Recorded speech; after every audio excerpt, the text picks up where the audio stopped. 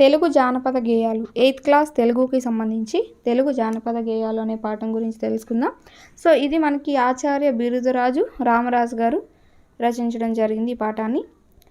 So ఈ పాఠం యొక్క ఉద్దేశం ఏంటి అంటే తెలుగువారి ఆచార సంప్రదాయాలను, తాత్వికతను, చరిత్రను తెలిపే తెలుగు జానపద గేయాల గొప్పతనం, వైవిధ్యాన్ని తెలియచేయడమే ఈ పాఠం యొక్క ఉద్దేశం. సో జానపద గేయాలు అనేవి మనకి ఎంతో ప్రాముఖ్యమైనవి. సో తెలుగువారి ఆచారాలని, సాంప్రదాయాలని, చరిత్రని తెలుసుకోవడానికి ఇవి మనకి చాలా బాగా ఉపయోగపడతాయి. సో అలాంటి జానపద గేయాల గొప్పతనం, వాటిలో ఏవేవి రకాలు ఉంటాయి, సో ఇవన్నీ కూడా ఈ పాఠం ద్వారా మనకి తెలుస్తాయి అన్నమాట. అయితే ఇది ఏ ప్రక్రియకి చెందింది అంటే వ్యాస ప్రక్రియకి చెందింది. సో దీన్ని ఆచార్య బిరుదురాజు రామరాజు గారు అయితే రాయడం జరిగింది. కవి పరిచయం కనుక చూసుకుంటే తెలుగు జానపద సాహిత్యం అనగానే మనకు గుర్తొచ్చేవారు ఆచార్య బిరుదురాజు రామరాజు గారు. వరంగల్ అర్బన్ జిల్లా దేవనూరు గ్రామంలో ఇతను జన్మించారట. కవి, ఒక పరిశోధకుడు, అనువాద రచయిత, సంపాదకుడిగా కూడా ఇతను ప్రసిద్ధి చెందారనమాట. ఉస్మానియా విశ్వవిద్యాలయానికి తెలుగు శాఖాధ్యక్షుడిగా, అలాగే డీన్గా కూడా ఇతను పనిచేశారు. తెలుగు జానపద గేయ సాహిత్యం అనేది ఇతని యొక్క పరిశోధన గ్రంథం. అంటే తెలుగు జానపద అని గుర్తు రాగానే మనకి ఇతనే గుర్తు రావాలి. చరిత్రకెక్కని చరితార్థులు, ఆంధ్ర యోగులు, మరుగున పడిన మాణిక్యాలు, ఉర్దూ తెలుగు నిఘంటువు, తెలుగు జానపద రామాయణం, తెలంగాణ పల్లెపాటలు, తెలంగాణ పిల్లల పాటలు, ఇలాంటి రచనలన్నీ కూడా ఇతను చేయడం జరిగిందనమాట. సో ఇతను వరంగల్కి చెందిన వ్యక్తి. తెలుగు జానపద సాహిత్యం అనగానే మనకి ఇతనే గుర్తుకు రావాలి. ఇతను ఒక కవి, పరిశోధకుడు, అనువాద రచయిత, సంపాదకుడిగా కూడా ఉన్నారు. ఉస్మానియా విశ్వవిద్యాలయానికి తెలుగు శాఖాధ్యక్షులుగా, డీన్గా కూడా పనిచేశారు. ఇతని యొక్క పరిశోధన గ్రంథం ఏది అంటే తెలుగు జానపద గేయ సాహిత్యం అనేది. అలాగే చరిత్రకెక్కని చరితార్థులు, ఆంధ్ర యోగులు, మరుగున పడిన మాణిక్యాలు, ఉర్దూ తెలుగు నిఘంటువు, తెలుగు జానపద రామాయణం, తెలంగాణ పల్లెపాటలు, తెలంగాణ పిల్లల పాటలు అనేవి ఇతని యొక్క రచనలు అన్నమాట. సో మనం ఇంకా లేట్ చేయకుండా వీడియో అయితే స్టార్ట్ చేసేద్దాం. ప్రవేశిక కనుక చూస్తే జానపద సాహిత్యం అనగానే గుర్తుకొచ్చేది గేయమే. పదాలను, పాటలను జానపదులు పిలుచుకునే లయాత్మక రచనలు జానపద గేయాలు. ఈ గేయాలలో ఆయా ప్రాంత ప్రజల భావోద్వేగం, దైనందిన జీవితం, చరిత్ర, సంస్కృతి, భాష ఇలాంటివన్నీ కూడా కనిపిస్తూ ఉంటాయి. సామూహిక ప్రచారం, సరళ భావం, జనప్రియత్వం వీటి లక్షణాలు. సాంస్కృతిక వారసత్వంగా వచ్చే ఈ జానపద గేయాల్లోని ఔన్నత్యాన్ని తెలుసుకుందాం. సో జానపద గేయాలు అనగానే మనకి గేయాలే గుర్తొస్తుంటాయి. అంటే ఒక గేయం రూపంలో పదాలు, పాటలు, కూర్పులా మనకి అనిపిస్తూ ఉంటాయి అన్నమాట. పాడుకోవడానికి లయాత్మకంగా ఉంటాయి. సో ప్రజల యొక్క చరిత్ర, వారి యొక్క జీవన విధానం అన్నీ కూడా తెలుపుతూ ఉంటాయి. వారి యొక్క భాష, సంస్కృతి అన్నింటినీ తెలుపుతూ ఉంటాయి. అలాగే సామూహిక ప్రచారం, అందరూ సమూహంగా వీటిని పాడుకుంటూ ఉంటారు, సరళంగా ఉంటాయి. జనప్రియత్వం అంటే వారికి అర్థమయ్యే భాషలో ఈజీగా ఉంటూ ఉంటాయి అన్నమాట. సో ఇవి వీటి యొక్క లక్షణాల కింద చెప్పుకోవచ్చు. సాంస్కృతిక వారసత్వంగా వచ్చే ఈ జానపద అంటే ఒకరి దగ్గర నుంచి ఒకరికి సాంస్కృతికంగా ఇవి ట్రాన్స్ఫర్ అంటే ఒకరి దగ్గర నుంచి ఇంకొకరికి, ఒక తరం నుంచి ఇంకొక తరానికి వస్తూ ఉన్నాయన్నమాట. సో వాటి గురించి ఇప్పుడు మనం తెలుసుకుందాం. ఇతర భాషల్లో జానపద గేయాలలాగే తెలుగు జానపద గేయాలు కూడా విలక్షణమైన సాహిత్య, సాంస్కృతిక విలువ సంతరించుకున్నాయి. అంటే ఇతర భాషల్లో అన్ని భాషల్లో జానపద గేయాలనే ఉంటాయి. సో ఇతర భాషల్లో లాగే తెలుగులో కూడా ఈ జానపద గేయాలని ఒక విలక్షణమైన అంటే ఒక మంచి స్థానాన్ని పెంచుకున్నాయి అన్నమాట. సాహిత్య, సాంస్కృతిక విలువ అనేది పెంచుకున్నాయని చెప్పుకోవచ్చు. ప్రజల నోటి నుండి అప్రయత్నంగా వెలువడిన ఈ గేయాలలో చక్కటి శిల్పం కానవస్తుంది. అంటే శిల్పం అంటే ఇక్కడ రూపు అన్నట్టు అర్థం వస్తుంది. అంటే వీళ్ళు ఈ గేయాలు ఏమి ముందు పేపర్ పైన రాసుకొని, ఇప్పుడు సపోజ్ పొలం పనులు చేసే వాళ్ళు ఉంటారు, వాళ్ళు పాడతారు, వాళ్ళు ఇంటి దగ్గర ఈరోజు నేను ఈ పాడాలి పొలంలో అని రాసుకుంటారా? రాసుకోరు. ఏంటంటే అక్కడ చుట్టూ జరుగుతున్న వాతావరణం, ఆ యొక్క సందర్భాన్ని చూసి అలవోగ్గా కొన్ని మాటలు కూర్పునే అలా పాట రూపంలో పాడుతూ ఉంటారు. సో అలా ఇక్కడ ప్రజల నోటి నుంచి అప్రయత్నంగా వచ్చినవే తప్ప ఏవి కూడా ముందుగా అనుకొని రాసినవి అయితే కాదు. అయినా కూడా కూర్పు అనేది, ఆ రూపం అనేది అంత అందంగా ఉంటాయి వాటికి లయాత్మకంగా. ఈ గేయ సంపదను భద్రపరిచి, విశ్లేషించి, పరిశీలించడం ఎంతైనా అవసరం. తెలుగు భాషా సంస్కృతుల చరిత్ర ఎంత ప్రాచీనమైనదో తెలుగు జానపద గేయాల చరిత్ర కూడా అంతే ప్రాచీనమైంది. సో ఇలాంటి గేయ సంపదలన్నింటినీ కూడా చాలా వరకు ఇప్పుడు ఈ జానపద గేయాలు అనేవి మరుగున పడిపోతున్నాయి. ఎందుకంటే ఇవి నార్మల్గా ఒకరి దగ్గర నుంచి ఇంకొకరికి వస్తూ ఉండే పూర్వం. ఇప్పుడు ఏంటంటే అలా రావట్లేదు కాబట్టి ఎక్కువగా ఇవి మరుగున పడిపోతున్నాయి అని చెప్పుకోవచ్చు. అయితే వీటిని కూడా మనం విశ్లేషించి భద్రపరచాలి, వాటిని కూడా లిఖిత రూపంలో భద్రపరచాలి. సో భాష సంస్కృతికి, తెలుగు భాషకి ఎంత అయితే చరిత్ర అనేది ఉన్నదో వీటికి కూడా అంతే చరిత్ర ఉన్నది అని చెప్తున్నారు. ఈ జాతీయ కవిత ప్రజలకు అత్యంత సన్నిహితం కావడం చేత తెలుగులోని శిష్ట సాహిత్యం కంటే జానపద గేయాలే తెలుగువారి సంస్కృతికి ఉత్తమ దర్పణంగా ఉన్నాయి. అంటే ఈ తెలుగు సాహిత్యం కంటే కూడా ఈ జానపద గేయాలు అనేవి అద్దం పట్టినట్టు ఉన్నాయన్నమాట. వాస్తవానికి జానపద గేయాలు శక్తిని, చైతన్య స్ఫూర్తిని తెలుగు ప్రజల జీవన స్రవంతి నుంచే పరిగ్రహించాయి. అంటే ప్రజల్ని చైతన్యవంతం చేయడానికి, సపోజ్ స్వాతంత్రోద్యమ కాలంలో కానీ ఇలాంటప్పుడు ఈ జానపద గేయాలు అనేవి ఎక్కువగా ప్రజల్లో స్ఫూర్తిని తీసుకురావడానికి, ప్రజల్లో చైతన్యాన్ని తీసుకురావడానికి ఉపయోగపడుతూ ఉండేవి. అందువల్ల మతపరమైన ఉద్యమాలు, వీరకృత్యాలు, మహాపురుషుల గాథలు, ఆచార వ్యవహారాలు, సంప్రదాయాలు, విశ్వాసాలు, వినోద సాధనాలు, సౌందర్యం, సంపద, విషాద వృత్తాంతాలు, ఇలా ప్రతి ఒక్క అంశానికి సంబంధించి జానపద గేయాలు అనేవి ఉంటూ ఉంటాయన్నమాట. ఇప్పుడు మనం చెప్పుకునే వీటన్నింటికి కూడా ఒక మాటలో చెప్పాలంటే తెలుగు ప్రజల జీవితం యావత్తు జానపద గేయాలలో మధుర మంజుల శృతిలో ప్రతిధ్వనిస్తుంది. అంటే తెలుగు ప్రజలు ప్రతి జీవితంలో జరిగిన ప్రతి సంఘటన అన్నీ కూడా జానపద గేయాల్లో వాళ్ళు వ్యక్తపరుస్తూ ఉంటారనమాట. తెలుగువారి దైనందిన జీవితంలో కవిత సౌరభం గుబాలిస్తుంది. మనోల్లాసానికి, ఆనందానికి మాత్రమే కాక ఈ గేయాలను పడవ నడిపేవారు, కుప్ప నూర్చేవారు, పొలం దున్నేవారు, బరువులు మోసేవారు, కాయకష్టం, ఇతర పనులు, శ్రమను పోగొట్టుకునే నిమిత్తం పాడుకుంటూ ఉంటారు. సో వీళ్ళు ఏంటంటే ఒక్కరనే కాదు, ఎక్కడ పనిచేసే వాళ్ళైనా సో వారి యొక్క అలసట పోవడానికి అన్ని వృత్తుల వారు వీటిని పాడుకుంటూ ఉంటారనమాట. అంటే అన్ని వర్గాలకు చెందిన ప్రజల వాళ్ళు వీటిని పాడుకుంటూ ఉంటారు. అయితే వీటిలో సరళమైన భావాలు, అంటే మనం పాట వింటుంటూనే మనకి అర్థమైపోతుంది. ఏదో ఛందస్సు ఇలాంటివి ఏమి ఉండవు అనమాట. వాళ్ళు పాడుతుంటేనే మనకి అర్థమైపోయే సరళ భాష అనేది ఉంటుంది, ఇతివృత్తం అనేది ఉంటుంది. అది దేనికి సంబంధించింది అనేది కూడా అర్థమైపోతుంది. ఇందలి కవితను ఆస్వాదించేందుకు కేవలం మేధస్సు కంటే మృదు హృదయం అవసరం. సో అంటే వాళ్ళు చెప్పేది వినడానికి మనకి ఏదో మేధస్సు అనేది అవసరం లేదు, అంటే తెలివితేటలు ఏవో అవసరం లేదు. మంచి హృదయం ఉంటే వాళ్ళు ఏం పాడుతున్నారు అనేది మనకి అర్థమైపోతుందట. తెలుగు జానపద కవిత ఎంత సంపన్నమైనదో, ఎంత వైవిధ్యం కలదో ఈ వ్యాసంలో చూపేందుకు ప్రయత్నించడం జరిగింది. సో అలాంటి జానపద గేయాల గురించి మనకి ఇక్కడ చెప్పే ప్రయత్నం అనేది చేస్తున్నారు.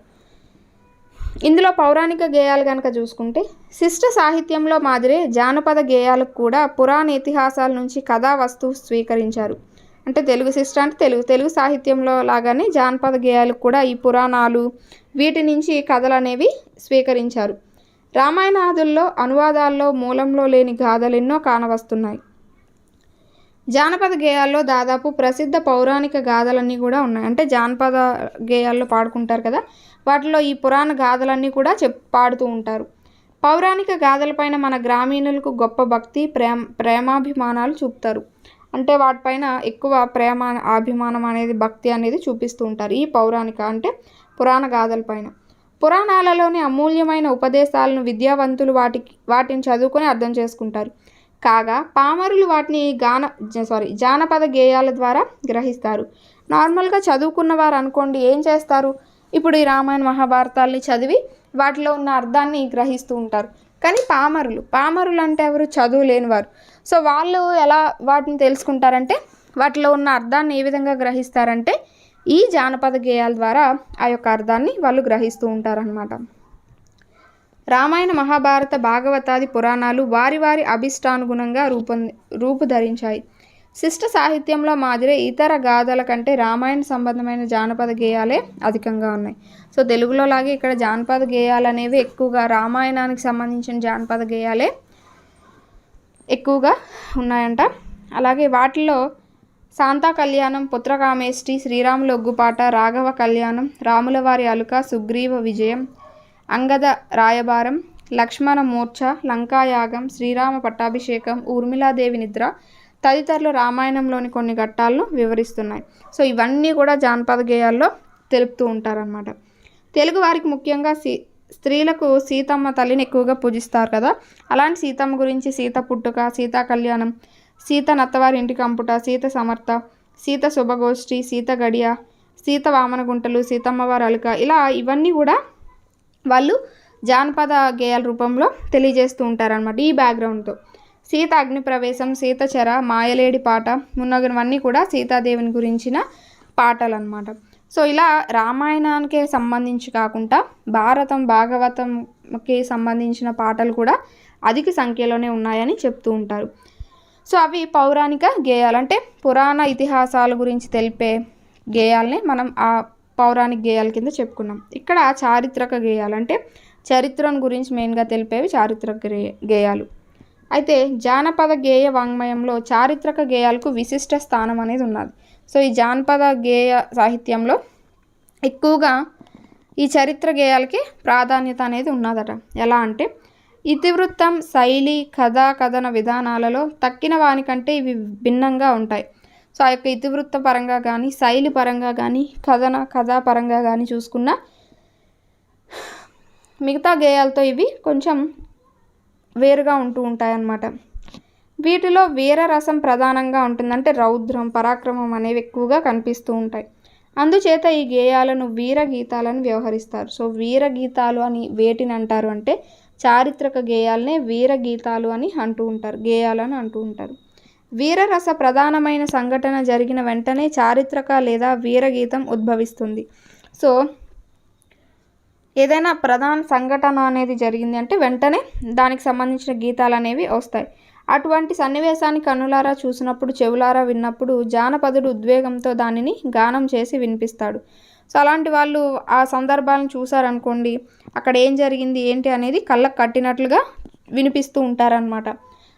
ఆ పాట క్రమక్రమంగా పాకిపోతుంది. ఈ విధంగా విస్తరించడంలో పాటలోని వస్తువు కాలక్రమంలో మార్పు చెందుతుంది. ఇట్టి గీతాలు ప్రతి భాషలోనే ఉన్నాయి. సో ఇలాంటి గీతాలు అనేవి అన్ని భాషల్లోనే ఉన్నాయని చెప్తున్నారు. వీర గీతాల ధ్యేయం వేరు, ఇతర జానపద గేయాల ధ్యేయం వేరు. సో వీటికి వాటికి చాలా డిఫరెన్స్ ఉన్నది. సో దీని యొక్క ధ్యేయం వేరు, వాటి యొక్క ధ్యేయం అనేది వేరు. వీరగీతాలు కేవలం వినోదానికి, ఉల్లాసానికి మాత్రమే కాదు, అవి వీరత్వాన్ని, దేశభక్తిని ఉద్బోధించి ఉద్దీపింపచేస్తాయి. అంటే ఒక మార్పు అనేది తీసుకొస్తాయి అన్నమాట. వాళ్ళలో చలనం అనేవి తీసుకొస్తూ ఉంటాయి. మిగతా అనుకోండి నార్మల్గా ఇప్పుడు రామాయణ పురాణాలకి సంబంధించిన గేయాలు అయితే మనం విని ఊరుకుంటాం. కానీ ఇలాంటివన్నీ విన్నప్పుడు రక్తం ఉడికిపోయినట్టు, వాళ్ళలో పరాక్రమం కానీ, వాళ్ళు కూడా చలించే విధంగా ఈ చరిత్రకు సంబంధించిన గేయాలు అనేవి ఉంటూ ఉంటాయట. తెలుగునాడు తొలి నుండి వీరసీమగా వాసికెక్కింది. ఈ సీమలో ఎందరో వీరాది వీరులు జన్మించారట. ఇచ్చట పుట్టిన చిగురు కొమ్మైనా చేవగలదే. సో ఇలా మనకి ఉంటూ ఉంటాయన్నమాట. మియాసాబ్ కథ, సోమనాద్రి కథ, రామేశ్వరరావు కథ, రాణి శంకరమ్మ కథ. సో రాణి శంకరమ్మ కథ మనం విన్నాం కదా. సో రాణి శంకరమ్మ అనే లెసన్ అనేది కూడా మనం చెప్పుకున్నాం. అలాంటివి సలై వెంకటరెడ్డి కథ, సదాశివరెడ్డి కథ, పర్వతాల ముల్లారెడ్డి కథ, సర్వాయి పాపని కథ, బిల్లూరి కొండలరాయని కథ, కుమారరాముని కథ తెలంగాణలో బహుళ ప్రచారం పొందిన వీరగీతాలు అని చెప్పుకోవచ్చు. అలాగే పల్నాటి వీరుల కథలు, కాటమరాజు కథ, దేశింగురాజు కథ, బొబ్బిలి కథ, పెద్దాపురం కోడి పందాల కథ, అల్లూరి సీతారామరాజు కథ మొదలైనవి ఆంధ్ర ప్రాంతం అంతటా ప్రచారం పొందాయి. సో ఇలాంటి కథలన్నీ కూడా మనకి చరిత్రకి సంబంధించి తెలియజేస్తాయి. కాబట్టి వీటన్నింటినీ చరిత్రకు సంబంధించిన చారిత్రక గేయాల కింద చెప్పుకుంటూ ఉంటాం. అలాగే మహాభారత కాలం నుంచి సమర నీతి ప్రకారం ద్వంద్వ యుద్ధం జరిగినప్పుడు ఒక వీరునితో శత్రుదళం నుంచి ఒక్కడు మాత్రమే తలపడాలి. అలా కాక ఒక వీరునిపై పెక్కుమంది తలపడి అతనిని పరిమార్చినట్లయితే ప్రజల దృష్టిలో అది వీరమరణం అవుతుంది. అంటే యుద్ధ రూల్స్ ప్రకారం ఒక మనిషి దాడి అనేది చేయాలి. అలా కాకుండా ఒక మనిషి అనేక మంది వచ్చి ఒక మనిషి పైన దాడి చేస్తున్నారనుకోండి, సో అతను చనిపోతే అది వీరమరణం కింద చెప్తూ ఉండేవారు అనమాట. కాలక్రమంలో అతనిని జానపదులు దైవ సమానుడిగా భావించేవారట. సో ఈ జానపదులు అంటే జానపద గేయాలు పాడేవారు. సో వాళ్ళు ఎలా అంటే అతన్ని దేవుడిగా భావించి పాటలు అనేవి పాడేవారు అనమాట అతనికి సంబంధించి. అంతటితో వీర పూజ ప్రారంభమవుతుంది. హైదరాబాద్ విమోచనోద్యమంలో అసువులు బాసిన వీరుల గాథలు ఆంధ్రదేశం అంతటా ప్రచారంలోకి వస్తున్నాయి. అంటే ఈ తెలంగాణ కోసం ఎంతోమంది అసువులు అంటే ప్రాణాలు విడిచారు కదా. సో వాళ్ళందరికీ సంబంధించి ఇవి కూడా, ఈ గేయాలు కూడా ప్రచారంలో ఉన్నాయి అని చెప్తున్నారు. సో అవి మనకి చారిత్రక గేయాలు, అంటే చరిత్రను గురించి, చరిత్రలో జరిగిన అంశాల గురించి తెలియజేసేవి. అలాగే ఈ గేయాలు అనేవి ప్రజల్ని ఉద్దీపింపచేస్తాయి, అంటే చలించేలా చేస్తాయి అన్నమాట. నెక్స్ట్ పారమార్థిక గేయాలు అంటే భక్తి, కర్మ, జ్ఞాన మార్గాలు 3 మోక్ష సాధనాలని భారతీయుల విశ్వాసం. అంటే భక్తి, కర్మ, జ్ఞాన మార్గం అనేవి 3 మోక్ష సాధనలని వీళ్ళు నమ్ముతూ ఉంటారు. ఎవరు? భారతీయులు. ఈ మూడింటిలో భక్తి మార్గం అత్యంత సులభమైనట్టుది. తెలుగునాట శైవ వైష్ణవాది కీర్తనలు వేల సంఖ్యలో ప్రజా బాహుల్యంలో అధిక ప్రచారం పొందాయి. సో భక్తి, కర్మ, జ్ఞాన మార్గం అన్నింటిలో కూడా భక్తి అనేది కొంచెం సులువైనదనమాట. సో అలాంటి భక్తికి సంబంధించి శైవ వైష్ణవాది అంటే శైవులు, వైష్ణవులు అంటే విష్ణువుని కొలిచేవారు, శివుణ్ణి కొలిచేవారు. వారి యొక్క కీర్తనలు అనేవి అనేక సంఖ్యలో ఉన్నాయి, ప్రచారంలో ఉన్నాయి అని చెప్తున్నారు. అదృష్టవశాత్తు అతి ప్రాచీనమైన భక్తి గీతాలు కొన్ని మనకు లభ్యమవుతున్నాయి. ఈ భక్తి గీతాలు పాడుకుంటూ జంగం వారు, హరిదాసులు తమ జీవనాన్ని సాగించుకుంటూ ఉన్నారనమాట. సో హరిదాసులు కానీ, జంగం వారు కానీ మనకి ఈ యొక్క గేయాలన్నీ పాడుతూ ఉంటారు. అదే వారి జీవనోపాధి. భద్రాచల రామదాసు కీర్తనలు, తూము నరసింహదాసు కీర్తనలు, పరాంకుశదాసు, ప్రకాశదాసు, వెంకటదాసు కీర్తనలు తెలుగు సీమ అంతటా వినవస్తాయి. సో వీళ్ళు రాసిన కీర్తనలు అనేవి, వీళ్ళకి సంబంధించి కీర్తనలు అనేవి అందరూ కూడా బాగా పాడుకుంటూ ఉంటారు, అంటే భక్తికి సంబంధించి. పదములు, దరువులు, మేలుకొలుపులు, భూపాలములు, లాలిపాటలు, జోలపాటలు, మంగళహారతులు, స్తోత్రములు, తారావలులు, నామావలులు కూడా కీర్తనల కిందకే వస్తూ ఉంటాయి అన్నమాట. సో ఇక్కడ ఇచ్చినవన్నీ లాలిపాటలు, జోలపాటలు ఇవన్నీ కూడా, ఇలాంటివన్నీ కూడా కీర్తనల కిందకే వస్తూ ఉంటాయట. అలాగే భారతదేశం తత్వవేత్తలకు పుట్టినిల్లు. పండితుల కేక పామరులు సైతం వేదాంత సత్యాలను పాడుకుంటూ ఉంటారు. అంటే పామరులను చదువురాను వాళ్ళు కూడా ఈ వేదాంతాలకి సంబంధించి ఆ యొక్క సత్యాలు, అంటే ఆ యొక్క నిజాలను పాడుకుంటూ ఉంటారట.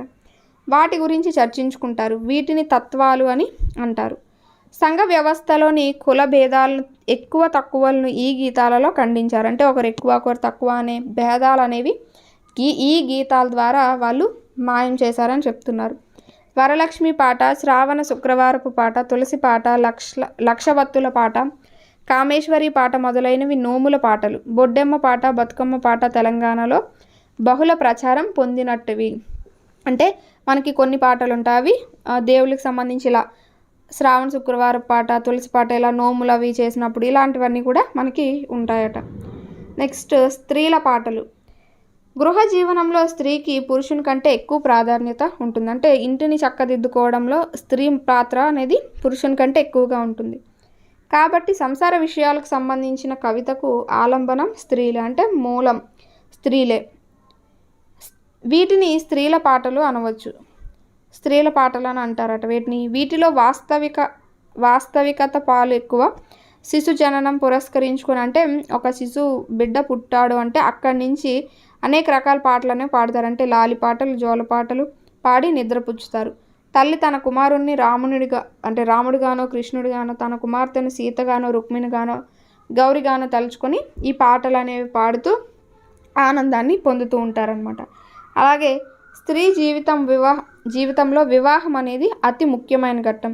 సో ఆ వివాహంలో ఎన్నో ఆచార వ్యవహార సాంప్రదాయాలు అనేవి పాటిస్తూ ఉంటారు. ఎన్నో లాంఛనాలు అనేవి, పరిహాసాలను వర్ణిస్తూ ఎన్నో జానపద గేయాలు అనేవి మనకి పాడుతూ ఉంటారు.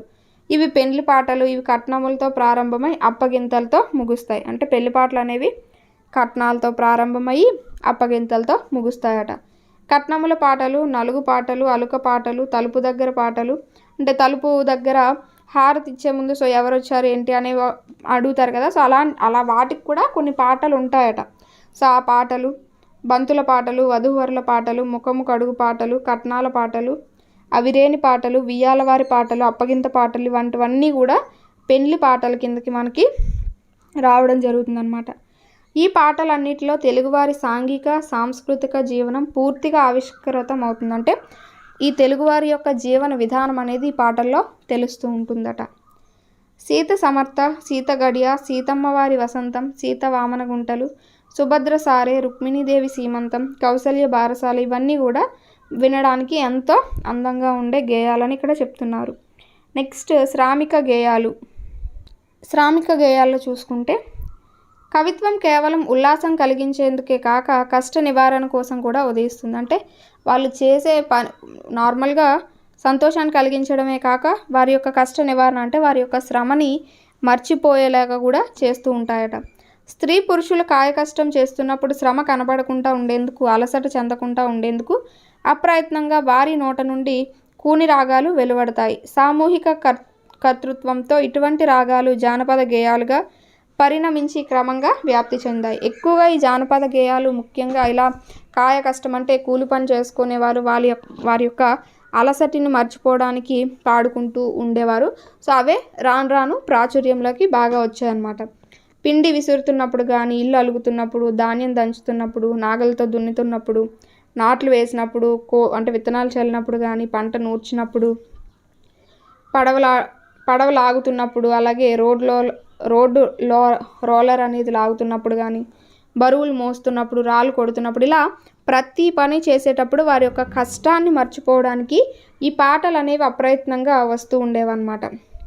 ఈ పాటలు పాడుతూ పనిచేయడం వల్ల హృదయంలోనూ మనస్సులోనూ ఉండే బాధ తొలగిపోవడమే కాక వారి పని చేసే శారీరక శ్రమ అనేది కూడా వాళ్ళు మర్చిపోతూ ఉండేవారనమాట. శ్రామిక గీతాలకు వస్తువు ఏదైనా ఉండవచ్చు. వృత్తికి సంబంధించిన పాటలు శ్రామికులు పాడుకుంటారు. అంటే ఆ యొక్క వృత్తికి సంబంధించి వాళ్ళు పాడుకుంటూ ఉండేవారనమాట. శ్రామిక గేయాలన్నీ సాధారణంగా వారి పని పాటలకు అనుగుణమై ఉంటాయి. శ్రామికుల శరీర భాగాల కదలికల్లో, ఉచ్ఛ్వాస నిశ్వాసల్లో ఈ గీతాలు తాళలయలు సమకూరుతాయి. అంటే సపోజ్ ఇప్పుడు పడవ లాగేవారు కానీ ఇలా వాళ్ళు చేసే పని బట్టి, వాళ్ళు చేసే ఆ శబ్దాలు బట్టి ఈ పాటలకి ఆ లయ అనేది, తాళం అనేది ఉంటుంది అని ఇక్కడ చెప్పడం అయితే జరుగుతుంది. నెక్స్ట్ పిల్లల పాటలు. పిల్లలు మనకి చూస్తూ ఉంటాం, పిల్లలు పడుకునేటప్పుడు కానీ, అన్నం తినిపించేటప్పుడు, ఇలా రకరకాల స్నానం చేయించేటప్పుడు ఇలా రకరకాల పాటలు అనేవి పిల్లలకి పాడుతూ ఉంటారు. అలా జానపద గేయాలందు పిల్లల పాటలకు ఒక ప్రత్యేక శాఖ. అంటే పిల్లల పాటలకి కూడా ఒక ప్రత్యేక ఇంపార్టెన్స్ అనేది ఉన్నదని చెప్పొచ్చు. పసిపిల్లల లేత హృదయం ఎంత నిష్కపటమో, నిర్మలమో, స్వచ్ఛమో, మార్ధవమో వారి పాటలు కూడా అంత నిష్కపటంగాను, నిర్మలంగాను, స్వచ్ఛంగాను, మార్ధవంగాను ఉంటాయి. అంటే వాళ్ళకి ఏమీ తెలీదు, అంటే అన్యాయం, కపటం ఇలాంటిది ఏమీ తెలీదు. సో అవి ఎంత శుభ్రంగా నిష్కపటంగా అంటే కపటం లేకుండా ఉంటాయో, సో అలాగే ఆ పాటలు కూడా అలానే ఉంటాయి అని చెప్తున్నారు. ఈ గేయాలు 2 విధాలు. పిల్లల కోసం పెద్దలు రచించి తరతరాల నుండి వస్తున్నవి ఒక రకం, పిల్లలు రాసి ఒక తరం నుండి మరో తరానికి అందించినవి 2 రకం. అంటే పెద్దలు రాసి పిల్లలకి తరతరాల నుంచి వస్తున్నవి, పిల్లలు రాసి తరతరం అంటే ఒక తరం నుంచి ఇంకో తరానికి అందించినవి 2 రకం అన్నమాట. పెద్దలు రాసిన వాటిల్లో పిల్లలను లాలించేందుకు రాసిన పాటలు లాలి పాటలు, నిద్రపుచ్చేందుకు రాసినవి జోల పాటలు. ఈ లాలి పాటలు, జోల పాటల్లోని భావాలు పిల్లలకి అర్థం కావు. అంటే పెద్దలు రాసిన వాటిలో పిల్లల్ని లాలించడానికి, పడుకునేటప్పుడు జోల పాటలు ఇవన్నీ ఉంటాయి. అవి అందులో ఉన్న భావం, అర్థం అనేవి పిల్లలకి అర్థం కావు. వాటిలోని సంగీతం, లయ పిల్లలను లాలిస్తాయి, నిద్రపుచ్చుతాయి. సో అంటే అమ్మ తల్లి ఒక పాట పాడుతుందంటే అందులో ఏం అర్థం ఉన్నది ఏంటనేది పిల్లలకి గ్రహించలేరు. కానీ ఆ యొక్క రాగం అది కూడా లయ అనేది పిల్లలకి ఆనందాన్ని కలిగిస్తూ ఉంటుంది, నిద్రపుచ్చుతాయి.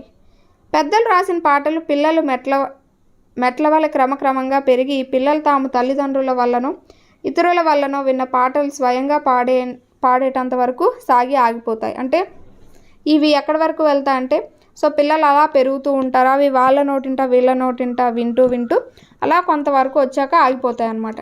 ఈ పాటలు పిల్లలకు మొదట నాదామృతం గ్రోలటం నేర్పుతాయి, తర్వాత అనుకరించి చేతులు తిప్పటం, చివరకు లయానుగుణంగా చేతులు చరచటం నేర్పుతాయి. మొదటి దశలో ఆకర్షణ, 2వ దశలో ఉత్సాహం, 3వ దశలో అభ్యాసం అనేవి ఈ పిల్లల పాటల్లో కనిపిస్తాయని చెప్తున్నారు. అలాగే పిల్లలు పాడే పాటల్లో కొన్ని తమ సొంత రచనలు, మరికొన్ని పెద్దల రచనలకు తమ కవిత్వం కలిపి కూర్చున్నట్టుగా ఉంటాయి. అంటే పిల్లలు పాడే వాటిలో కొన్ని సొంతంగా ఉంటాయి, కొన్ని ఏంటి పెద్దల రచనలకే కవిత్వం కలిపి కూర్చున్నట్టుగా ఉంటూ ఉంటాయి అన్నమాట. అనుకరణలో పిల్లలు పెద్దల రచనల్లోని ధ్వనులను, మాటల్ని గ్రహిస్తూ ఉంటారు అనుకరణ ద్వారా. సో పిల్లలు తల్లిదండ్రుల నుంచే అన్ని విషయాలు నేర్చుకుంటారు అనుకరిస్తూ. సో అలా ఇక్కడ కూడా అన్నమాట. వాటిలో అర్థం అనేది ఉండదు, వాటిని అర్థం లేని పాటలుగా వ్యవహరిస్తారు. బాలబాలికలు ఆటల్లో పాడే పాటలు ఇట్టి కోవకు చెందినట్టువి, అంటే ఇలాంటి కోవకి చెందినాయి. చెమ్మ చెక్క, బిత్తి, కోతి కొమ్మచ్చి, గుడుగుడు గుంచం, భుజభుజ రేకులు, గొబ్బిళ్ళు, చిట్టి చిట్టి చిర్ర ఇలాంటివన్నీ కూడా కొన్ని ఈ యొక్క పాటలకు ఉదాహరణలుగా చెప్తూ ఉన్నారన్నమాట. నెక్స్ట్ కనుక చూసుకుంటే కరుణ రస గేయాలు. కరుణ రస గేయాల్లో చూసుకుంటే నిత్యం జీవితంలో సుఖం కంటే దుఃఖమే ఎక్కువగా తారసిల్లుతుంది. అందుచేత కరుణ రస ప్రధానమైన సన్నివేశాలను చిత్రించే జానపద గేయాలు బహుళంగా ఉన్నాయి. అంటే ఎక్కువగా మనకి హ్యాపీగా అంటే సుఖంగా సంతోషంగా ఉన్న దానికంటే ఎక్కువగా దుఃఖంగానే ఉంటుంది. సో అలాంటప్పుడు ఈ కరుణ రస ప్రధానమైన సన్నివేశాలను చిత్రించే జానపద గేయాలు అనేవి ఎక్కువగా ఉంటాయి. ఎరుకల నాంచారమ్మ కథ, రాములమ్మ పాట, సరోజనమ్మ పాట, మూసి పొంగే పాట మున్నగివి తెలంగాణలో ప్రచారంలో ఉన్న కరుణ రస గేయాల కింద చెప్తూ ఉంటారు. తెలుగు జానపద గేయాలలో అధిక ప్రచారం పొందిన వాటి సంగ్రహ చరిత్ర ఇది. అముద్రితమైన ఈ గేయాలు అసంఖ్యాకంగా ఉన్నాయి. వాటిని భద్రపరిచేందుకు తగు శ్రద్ధ వహించకపోయినట్లయితే నాగరికత పల్లె సీమలకు విస్తరించిన కొలది ఇవి క్రమంగా అంతరించిపోతాయి. అంటే ఇవి ఇన్ని రకాలుగా ఉన్నాయి. సో వీటిని కనుక మనం కాపాడలేకపోయినట్టయితే రాను ఇంకా అవి మరుగున పడిపోతూ ఉంటాయి, అంతరించిపోతాయి. వాటికి సాహితీపరమైన విలువ మాత్రమే కాక సాంఘిక, సాంస్కృతిక, భాషా విషయక ప్రాధాన్యత కూడా ఉన్నది. అలాగే నిఘంటువులో లేని ఎన్నో అందమైన నుడికారాలు, పదాలు, ప్రయోగాలు వాటిలో కనిపిస్తాయి. సో కవులు రాసిన వాటిల్లో కంటే అంటే అలా అంత చక్కగా ఎన్నో కూర్పు, ఆ యొక్క మాటల కూర్పు కానీ లయ కానీ అవన్నీ కనిపిస్తూ ఉంటాయి అన్నమాట. రమణీయమైన స్థానిక గాథలు వాటిలో అభినర్పితాలయ్యాయి. ప్రతిభ గల కవుల వాటిని చక్కటి కావ్యాల్లోనూ మలచవచ్చును. వివిధ ప్రణాళికల ద్వారాను, బహుళార్థ సాధకమైన ప్రాజెక్టుల ద్వారాను భారతదేశానికి కొత్త రూపురేఖలు తీర్చిదిద్దేందుకు బృహత్తర కృషి జరుగుతున్నది. అంటే దేశాన్ని డెవలప్ చేయడం కోసం ఎన్నో జరుగుతుంది. సో ఇలాంటి సమయంలో జానపద గేయాలు నిరక్షరాస్యులైన ప్రజల్లో ప్రచారానికి అత్యుత్తమ సాధనం కాగలవు. ఈ దిశలో వంగీయులు, హిందీ వారు ఎక్కువ పురోగతి సాధించారు. వారు తమ జానపద గేయాలను జాగ్రత్తగా భద్రపరుచుకున్నారు, వాటిని ఉత్తమంగా వినియోగించుకుంటున్నారు. తెలుగువారు కూడా వాటిని అనుసరించగలరని నా విశ్వాసం. సో మొత్తం అంతా కూడా జానపద గేయాలంటే మిగతా వాళ్ళు చాలా బాగా వాటిని కాపాడుకొని ఒక తరం నుంచి ఇంకొక తరానికి అందిస్తూ ఉన్నాయి. సో తెలుగువారు కూడా అలాగే కాపాడుకుంటే బాగుంటుంది అని ఇక్కడ అర్థం అనమాట. సో చాలా పెద్ద లెసన్ అండి. సో ఏముండదో ఓన్లీ ఆ పాటల గురించి వాటి గురించే ఉండడం అయితే జరుగుతుంది. సో ఇందులో ఉన్న గ్రామర్ కనుక చూసినట్టయితే ఇక్కడ మనకి ధారాళంగా చదవడం, అర్థం చేసుకొని ప్రతిస్పందించడం అనేది ఇచ్చారు. సో ఇక్కడ పౌరాణిక గేయాలు, చారిత్రక గేయాలు, శ్రామిక గేయాలు, పిల్లల పాటలు అనేవి ఇచ్చారు. సో అవి ఏ పారాలో ఉన్నాయి, వేటికి సంబంధించి అని అడుగుతున్నారు. సపోజ్ పౌరాణిక గేయాలు కనుక చూసుకుంటే మనకి 3, 4, 5 పేరాల్లో ఉంటాయి. 4, 5 పేరాల్లో ఉంటాయి. కీలకమైన విషయాలు ఏంటి అంటే పౌరాణిక అంటే ఏవైతే ఈ రామాయణ మహాభారతాలు అనేవి ఉంటాయో వాటికి సంబంధించి విషయాలు అనేవి ఉంటాయి. చారిత్రక గేయాలు అనేవి 6, 7, 8 పేరాల్లో మనకి ఇచ్చారు. సో వాటిల్లో ఏంటంటే చరిత్రకారుల గురించి ముఖ్యంగా గేయాలు అనేవి ఉంటాయి. అలాగే శ్రామిక గేయాలు అనేవి, అలాగే పిల్లల పాటలు 14, 15 పేరాల్లో ఇచ్చాడు. సో పిల్లలకి సంబంధించి జోల పాటలు, లాలి పాటలు వాటి గురించి ఇస్తారు. అది మనకి నెక్స్ట్ కింది పేరా చదవండి, ప్రశ్నలకు జవాబులు రాయండి. జానపదులు నిజమైన విద్యాభ్యాసానికి, లోక జ్ఞానానికి హేతువు వారి సాహిత్యమే. అంటే జానపదుల నిజమైన విద్యాభ్యాసానికి, లోక జ్ఞానానికి హేతువు వారి సాహిత్యమే. బడిలో చదివే చదువు కొంతే, సమాజం నుంచి నేర్చుకునే చదువు కొండంత. పసిపిల్లలు ఆటలాడుకుంటే వాళ్ళ మనస్సు చెడుతుంది, దేహ ఆరోగ్యం చెడుతుంది. శారీరక శిక్షణ అన్నది జానపదులు తమకు తామే సహజంగా నేర్చుకున్నదే కానీ ఒకరు నేర్పింది కాదు. పసిపిల్లలకు పెద్దలు చెప్పే కథల వల్ల వినోదమే కాక విజ్ఞానం కూడా లభిస్తుంది. అనేక విషయాలను వారు ఆలోచించేటట్లు చేస్తాయి. ప్రశ్నించే మనస్తత్వాన్ని పెంపొందిస్తాయి. పొడుపు కథలు జానపదుల బుద్ధికి పదును పెట్టే సమస్యలు. ముక్త పదగ్రస్తాలు పద జ్ఞానానికి సాటి అయింది మరొకటి లేదు. ఇవి జానపదులకు ఎన్నో పాఠాలు నేర్పిస్తాయి, వారిని సంస్కారవంతులుగా తీర్చిదిద్దుతాయి. సంస్కృతికి సంబంధించిన విషయాలు కాలగర్భంలో కలిసిపోకుండా ఈ జానపద సాహిత్యం కాపాడుతుంది అని ఒక పారా అయితే మనకి ఇచ్చాడు. సో వాటికి సంబంధించిన క్వశ్చన్స్ అనేవి కింద ఇచ్చారు, చూద్దాం. జానపదులు సహజంగా నేర్చుకున్నది ఏమిటి?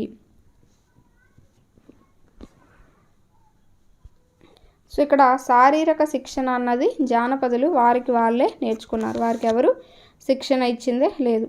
పెద్దలు చెప్పే కథల వల్ల పిల్లలకు కలిగే ప్రయోజనాలు ఏంటి? వాళ్ళు కథల వల్ల వినోదమే కాకుండా విజ్ఞానం అనేది కూడా సంపాదించుకోగలుగుతున్నారు.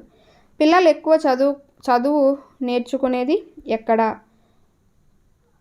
సో ఈ విషయాల వల్లే ఎక్కువగా చదువు అనేది నేర్చుకుంటూ ఉన్నారు.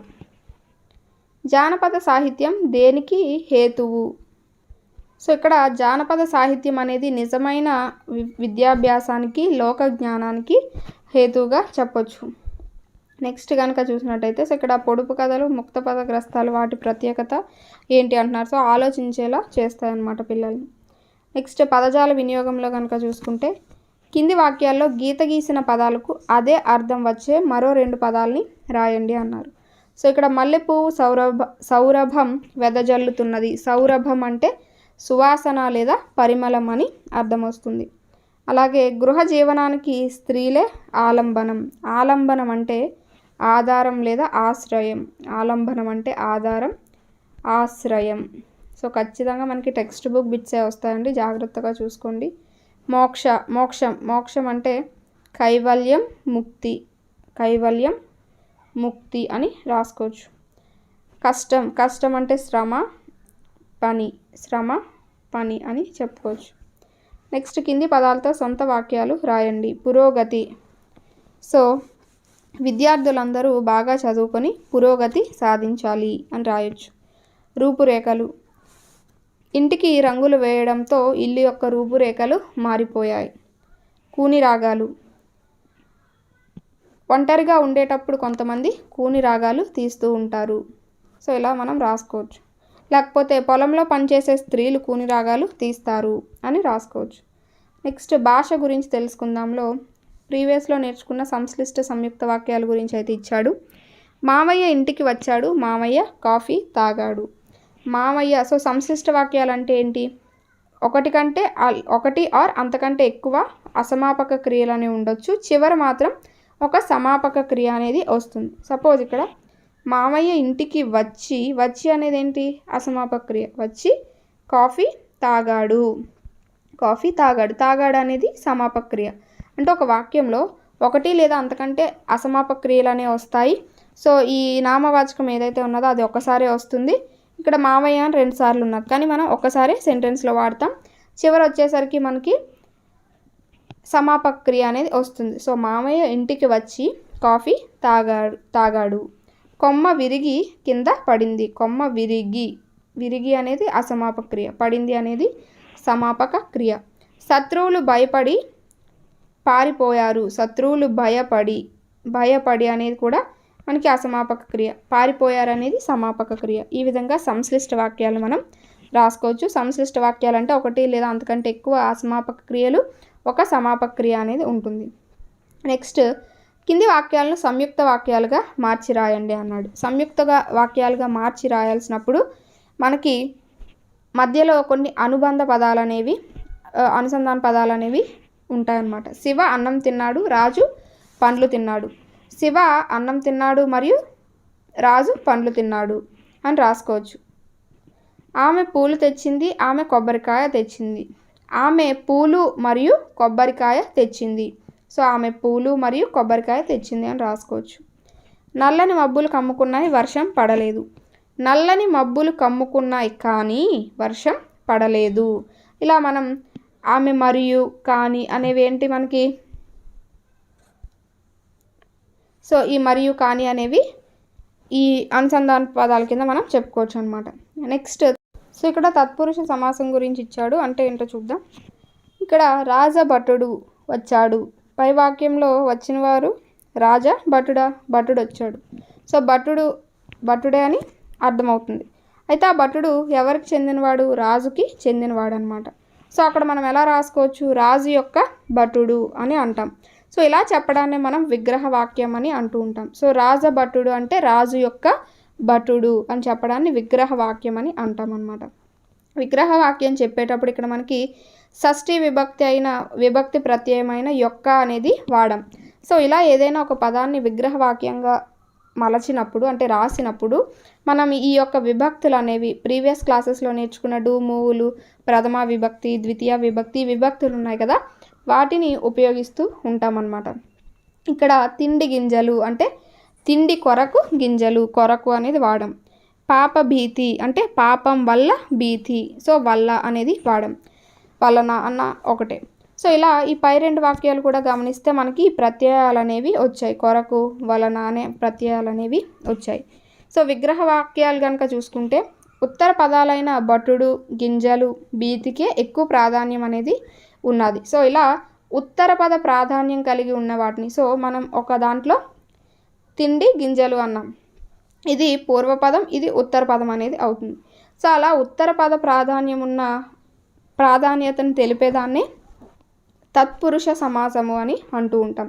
సో ఒక పదంలో ఉత్తర పదం యొక్క ప్రాధాన్యత తెలిపేదాన్నే తత్పురుష సమాసము అని అంటూ ఉంటాం అన్నమాట. సమాసంలో ఉండే రెండు పదాల్లో మొదటి పదం పూర్వపదం అని, రెండో పదం పరపదం అని ఉత్తర పదం అని అంటూ ఉంటాం కదా. సో అలా పూర్వపదం చివర ఉండే విభక్తిని బట్టి వాటిని ఆయా విభక్తులకు చెందిన తత్పురుష సమాసాలుగా గుర్తించవచ్చు. అంటే అది ద్వితీయ విభక్తికి చెందింది అనుకోండి, ద్వితీయ తత్పురుష సమాసం అని. తృతీయ విభక్తికి చెంది ఉంటే తృతీయ తత్పురుష సమాసం అని. ఆర్ షష్ఠికి సంబంధించి ఉంటే షష్ఠి తత్పురుష సమాసం అని. అలా ఆ విభక్తిని బట్టి ఇక్కడ ఆ యొక్క తత్పురుష సమాసాలు అనేవి వస్తూ ఉంటాయి. సపోజ్ చూస్తే ప్రథమ తత్పురుషం, ద్వితీయ, తృతీయ, చతుర్థి, పంచమి, షష్ఠి, సప్తమి తత్పురుషం సమాసం రకాలు అన్నమాట ఇవన్నీ. సో అంటే మనకి ఏం లేదు, మనకి ఎలా అయితే ఈ విభక్తులు అనేవి చూసాం కదా, సేమ్ అవే ఇక్కడ తత్పురుష సమాసాలు అనేవి వస్తాయి అంతే. ఇక్కడ డు, మూవులు, నిన్ను, లను, కూర్చి, గురించి, చేతన్, తోడంతో, కొరకు, కై, వలన, కంటే, పట్టి, కి, కు, యొక్క, లో, లోపలన్, అందు, నన్ను. సో ఇవన్నీ మనకు తెలిసిందే. అయితే ఇక్కడ ఉదాహరణలు అనేవి చూద్దాం. మధ్యాహ్నము, అహ్నము యొక్క మధ్య భాగము. సమాసంలోని మొదటి పదం ప్రథమ విభక్తిలో ఉన్నది కనుక ప్రథమ తత్పురుషము. అహ్నము, ము అనేది వచ్చింది చూసారా. సో ఇక్కడ ము ఉన్నది కాబట్టి ఇది ప్రథమ తత్పురుష సమాసం. అలాగే జలధరం, జలమును ధరించినది, ను అనేది వచ్చింది. సో ను అనేది వచ్చింది కాబట్టి ఇది ద్వితీయ తత్పురుష సమాసము. బుద్ధిహీనుడు, బుద్ధి చేత హీనుడు, బుద్ధి చేత అనేది వచ్చింది కాబట్టి తృతీయ తత్పురుషం. దూడగడ్డి, దూడ కొరకు గడ్డి, సో ఇక్కడ కొరకు. దొంగ భయం, దొంగ వలన భయం. రామబాణం, రాముని యొక్క బాణం. దేశభక్తి, దేశమునందు భక్తి. సో ఇలా మనకి ఈ యొక్క విభక్తులు బట్టి ఆయా తత్పురుష సమాసాల కింద మనం రాసేయడమే, అంతకుమించి ఏమీ లేదు. కాకపోతే ఎక్కువ మార్క్స్ పోవడానికి ఛాన్స్ ఏంటంటే ఈ విగ్రహ వాక్యాలు అనేవి ఒకవేళ విడదీయమని ఇస్తే కనుక అక్కడ చాలామందికి మార్క్స్ అనేవి పోతాయి. సో మ్యాక్సిమం టెక్స్ట్ బుక్ నుంచి ఇస్తాడు కాబట్టి టెక్స్ట్ బుక్లో ఇచ్చినవన్నీ కూడా జాగ్రత్తగా చూసుకుంటూ ఉండండి. ఇక్కడ చూడండి కిందన సత్యం కానిది, అలాగే అసత్యం అంటే సత్యం కానిది, అధర్మం అంటే ధర్మం కానిది, అన్యాయం అంటే న్యాయం కానిది. ఇలా వ్యతిరేకార్థాన్ని తెలిపేదాన్ని మనం నై తత్పురుష సమాసం అని అంటూ ఉంటాం. నై అంటే వ్యతిరేకార్థం అని. సో అలా కానిది అనేది వస్తే మనం నై తత్పురుష సమాసం అని గుర్తుపెట్టుకోవాల్సి ఉంటుంది. సో ఇక్కడ మనకి కొన్ని సమాసాలు అనేవి ఇచ్చి విగ్రహ వాక్యాలు రాసి అది ఏ సమాసమో కొన్ని పదాలు అనేవి ఇచ్చి అది విగ్రహ వాక్యం సమాసం పేరు అనేవి రాయమన్నారు. గదాధరుడు అంటే గదను ధరించిన వాడు, గదాధరుడు గదను ధరించిన వాడు. సో ఇక్కడ ను అనేది వచ్చింది కాబట్టి ఇది ద్వితీయ తత్పురుష సమాసము అని రాసుకోవచ్చు. అలాగే అగ్ని భయం అంటే అగ్ని వలన భయం, అగ్ని వలన భయం. సో ఇక్కడ వలన అనేది వచ్చింది కాబట్టి పంచమి తత్పురుష సమాసం కింద రాసుకుంటాం. సో అది పంచమి విభక్తికి చెందింది కాబట్టి. గుణహీనుడు, గుణము చేత హీనుడు, గుణము చేత హీనుడు. సో చేత అనేది వచ్చింది కాబట్టి ఇది తృతీయ తత్పురుష సమాసం కింద రాసుకుంటాం. ధనాశ, ధనము నందు ఆశ. సో ధనము నందు ఆశ, అందు అనేది వచ్చింది కాబట్టి అది సప్తమి తత్పురుష సమాసం కింద మనం చెప్పుకోవచ్చు. దైవ భక్తి, దైవం నందు భక్తి, ఇది కూడా సప్తమి తత్పురుష సమాసమే. అజ్ఞానం అంటే జ్ఞానం కానిది, అజ్ఞానం అంటే జ్ఞానం కానిది. సో కానిది అనే వ్యతిరేకార్థక పదం వచ్చింది కాబట్టి ఇది నై తత్పురుష సమాసం కింద చెప్పవచ్చు. సో ఇది మనకి ఈ లెసన్లో ఉన్న మొత్తం గ్రామర్ వొకాబులరీ లెసన్ అంతా కూడా. సో ఇది కొంచెం పెద్ద లెసన్ కాబట్టి మనకి ఎక్కువ టైం అనేది తీసుకున్నది. సో ఇందులో ఉన్న సమాసాలు అనేవి ఇంపార్టెంట్ కాబట్టి ఆ యొక్క విగ్రహ వాక్యాలు అనేవి జాగ్రత్తగా చూసుకోండి. సో ఇది ఇవాల్టి మన లెసన్. హోప్ మీకు ఈ వీడియో నచ్చింది అనుకుంటున్నాను. Thanks for watching. నెక్స్ట్ వీడియోతో అయితే మళ్ళీ కలుద్దాం.